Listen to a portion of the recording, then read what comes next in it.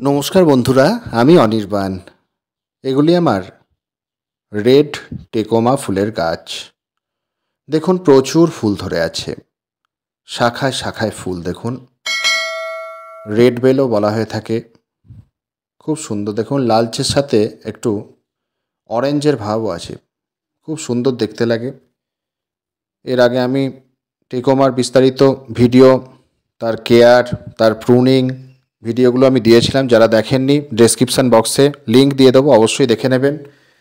এর ঠিক সময়ে যে প্রুনিং করতে হবে, ঠিক টাইমে যে খাবার আর জলটা, বেশি জল দেওয়া যাবে না আবার কমও জল দেওয়া যাবে না।